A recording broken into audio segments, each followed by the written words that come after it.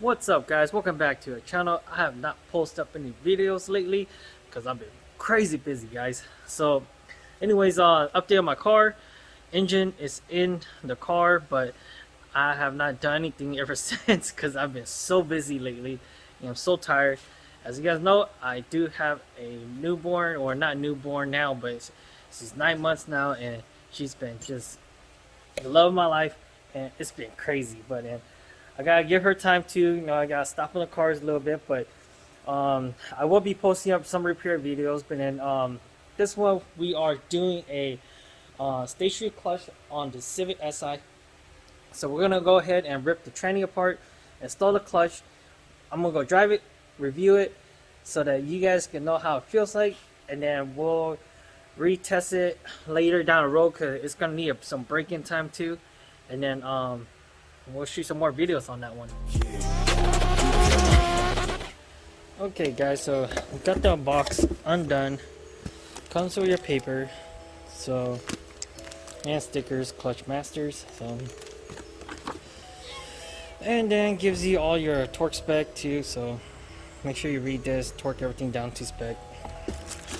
Pop it off, you got your clutch pressure plate, and you got your throttle bearing. So we're just going to inspect everything, make sure everything's good to go, because you don't want to install anything that has a defect on it, because it's going to make hell. Otherwise, it just looks like a standard throttle bearing, nothing too special. I'm going to go ahead and cut this open and inspect it real quick. Okay guys, so got the pressure plate, just inspect it. There are some scuff mark around it, so that's not gonna cause anything, but otherwise everything looks good. Here's your 6-puck clutch, everything looks good. And you got your steel flywheel. I believe this is a 12-pounder, so I should give you a little bit better torque too, reduce the weight on the actual OEM. So then everything looks good. So I'm gonna go ahead and get this guy lifted up. We're gonna pull the intake on this. Just intake snorkel off, undo all the shifter. Probably gonna remove the battery too, and then remove the computer so I can get access to the mount and everything. And then remove this little intake snorkel here too. And then I'm gonna go ahead and remove that and then show you guys the next process. Okay, so before I start on this car, I do want to let you guys know that it is gonna be a subframe drop.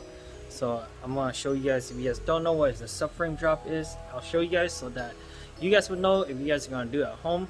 It will be a pain in the ass doing it at home and stuff like that, but it's still doable. But I'll show you guys. Okay, so as you guys check, the tranny is on the driver's side. As you guys see, this the subframe that's in the way. So I will be unbolting the steering rack and let it float. I'm gonna tie it up, undo the rear torque mount. It does have a mount on the passenger side, and it does have on the driver's side. So what I'm gonna do is I'm gonna put airplane stand here. If you are doing it at home, you'll put a jack stand or a floor jack right here to hold up the engine while you are undoing the subframe. So wheels have to come off like always. Axle is gonna have to come out. So I just want to point out there that if you guys are doing the clutch on your K20 or K24s, they are usually subframe drops. So just be ready for it and just have your tools ready for it. So, and then always remember, safety first. Have all your jack stand, have all your floor jack or whatever you are using to hold up the engine. But then I'm gonna go ahead and start tearing this car apart.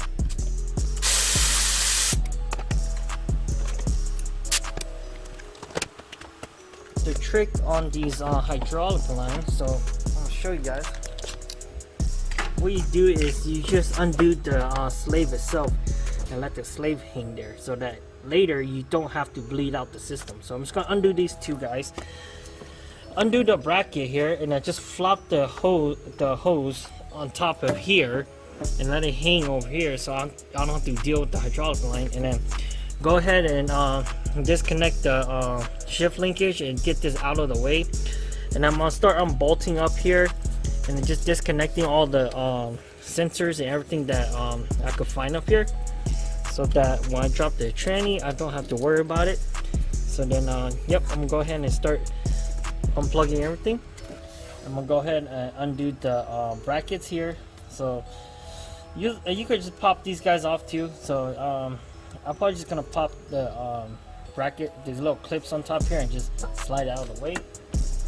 Just grab at the end and just put pressure towards the firewall, and it will slowly start lifting up, just like that.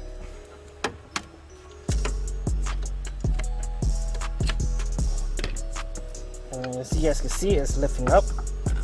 And that's how you get it off. So if you look here, it looks like we got all the harness disconnected. So all the wires are out of the way. Don't forget your ground cable here. That's gonna have to come off. And then okay guys, the two bolts that's holding the slave down. So like I was telling you guys, so it's out of the way. Just hang it somewhere up here. Don't go step on the clutch.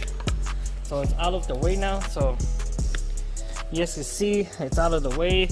I have not disturbed the hydraulic system in the clutch, so I don't have to deal with it later when I put the new clutch in and reassemble everything. Just put it in and then top off the training fluid and just go drive it, and you're good to go. So I'm gonna go ahead and pop off the computer so I can get access to the mount easier. I just like to move things out of my way so that it'll be easier to get access to, because now I am recording, so if I'm not recording then I probably wouldn't like pop this off, but it makes it easier so that you guys can see what the process is, so that it'll help you guys out. So as you can see, you got the top mount up here, and then you got your bracket. So what I'm gonna do is I'm gonna get the hydraulic jack underneath the tranny, and then I'm gonna undo the bracket.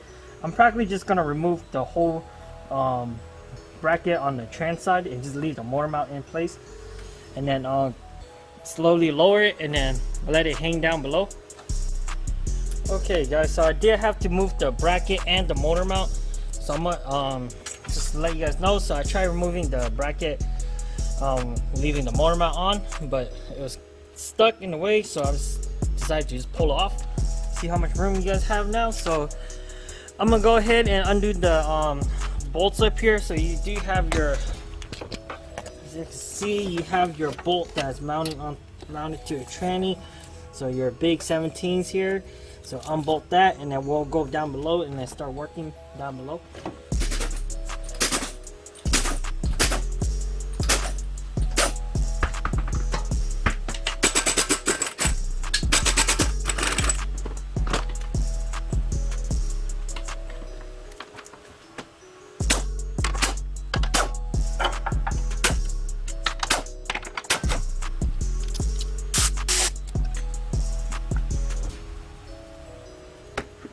Okay guys, so the easiest way to pop out these axles is just to take a pry bar, shove it in between here, and then just press against it. So you want to turn it so you have a good flat surface to lock in there, and then when you wedge it in there, then you just gotta push. As you guys can see, it's loose now. I'm gonna go ahead, just grab it, and you got your axle, and it's popped off.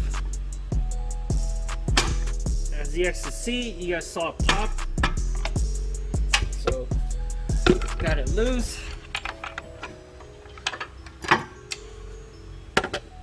Okay guys, so just like that, the axle is out on this side, so I'm gonna go ahead and unbolt this half shaft and then get it out of the way. Okay, so the crank sensor is sitting right here, so if you guys don't know that, so you're gonna unbolt this right here, pop off this covers, because the half shaft's gonna hit this cover. So we can get this cover, and then we're just gonna leave it mounted in there because it doesn't mount onto the tranny side. So we're just gonna go ahead, remove the cover, and then pop off the half shaft.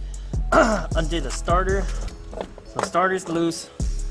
Got everything on the bottom undone. Their steering rack, I had a bungee cord in the middle over here, and I also have it bungee cord on the end over here, so it'll hold the rack up. So the steering rack is loose, so if you can see, it's loose, so it's gonna be hanging up. The subframe is loose, so the thing is, this thing's kind of heavy, so I can't do it by myself.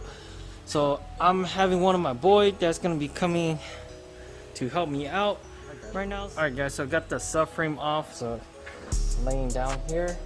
Gonna get the trans jack, get it mounted on here, and then we're gonna pull the tranny apart. Thanks to Pete, you know, check him out. I'll put his YouTube down too, so he came and helped me out. So check it out.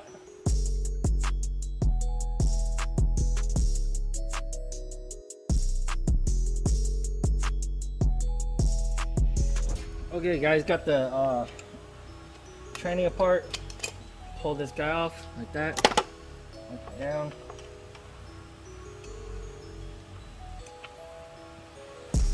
Get a little bit of lube on the shaft and the contact point. We got the new guy.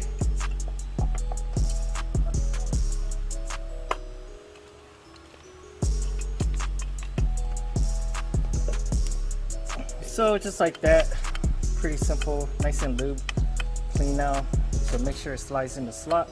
Make sure your spring's attached to the to the ball here. So that's about it for that. So we're gonna go ahead and rip out the old clutch and then slap in the Stay Straight clutch.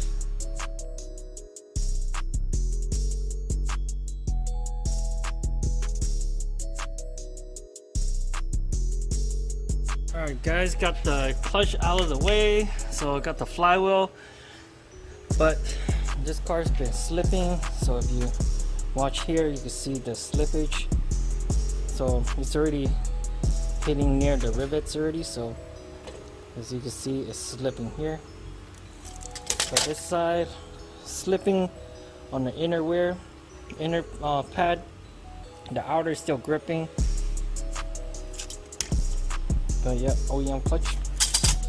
Gonna go ahead, pull off the old flywheel, put the new one in.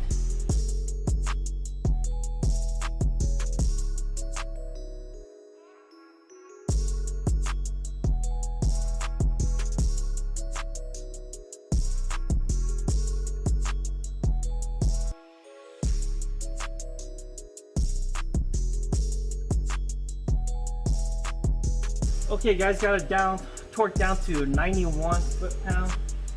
So 91 to 93 foot-pounds. So we're gonna go ahead and clean the surface. We want the surface to be clean.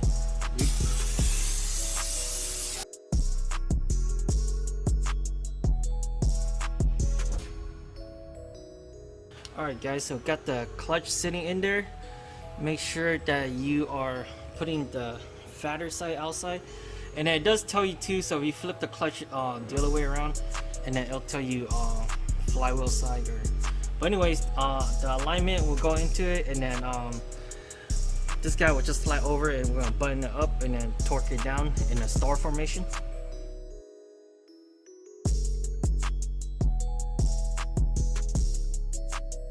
Alright guys, so once you get it kind of started, make sure your shaft is nice and straight with it, so you'll just feel it pop in there. So if it's in there, then you're practically good. And now I'm gonna go ahead and tighten up these guys before I torque it down to spec. Spec is 19 foot-pound. Alright guys, so pretty simple, just like that. Got it torqued down to spec, so I'm gonna go ahead and release my my homemade freaking flywheel holding tool right there. So practically it just locks into any bell housing bolt, and it just shove it into the flywheel or flex plate, and it will lock up the flywheel or flex plate, and then you could do your torquing.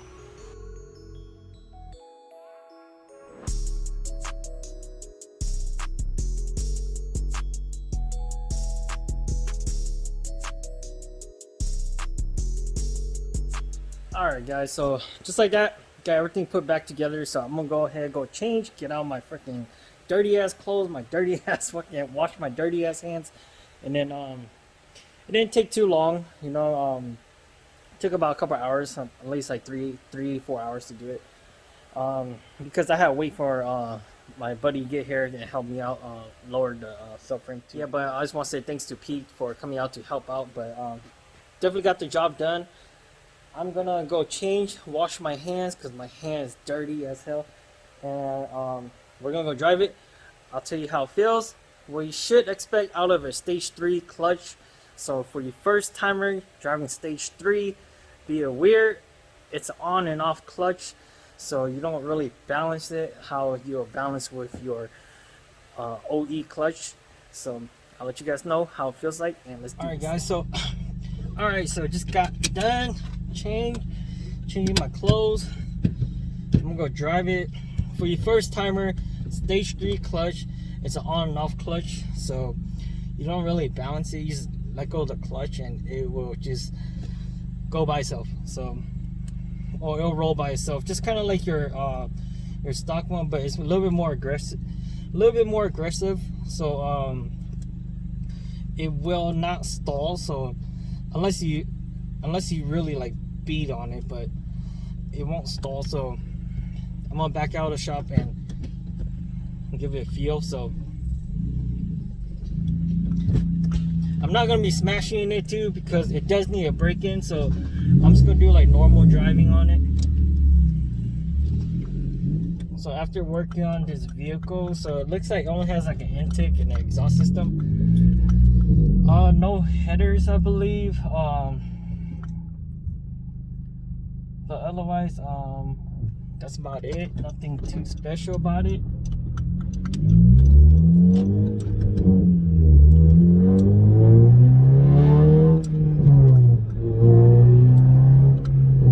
It does pick up a lot faster too, so just let you guys know that with the Lion flywheel, the RPM does ramp up a little bit faster. But otherwise, to me, it just feels the same. Honestly, like it will break into the clutch. Feels like it goes about halfway and it kicks up. So that's practically your stage 3 clutch. It's pretty much the pressure plate that is causing that kickback.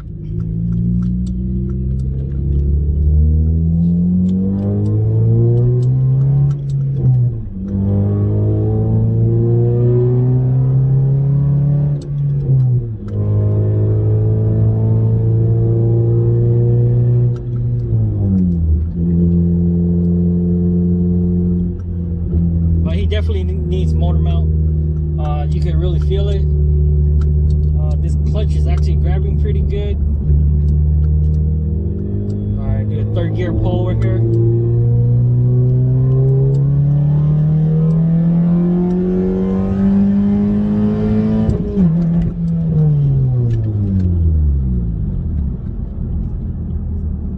Not too bad. Feels pretty good. It's pulling pretty good. There's no slippage, but like I said, it does need a warm up, so I'm not gonna really beat on it because it needs to break into. So for you guys that decide to throw in a clutch and go smash it, you know, and then turns out that your pressure plate, one of the fins on the pressure plate breaks off because you don't freaking break in the clutch. It's recommended, so just do it. Alright guys, so that's about it for today. So hopefully this video helps out for whoever is installing a stage 3 clutch, or deciding to try to get one and see how it kind of feels and stuff. That anyways, shout out to Lor for bringing the car into the shop, and then also to Pete. I'll leave the link down below. Go follow them on Instagram. Also follow Pete on YouTube too. So he actually put out some pretty good videos. So he's just kind of waiting for me to get my car done, which is still sleeping over there. I'll give you guys a quick look at it, see where I'm at with it, and then like, subscribe to the channel. Until next time, see you guys later.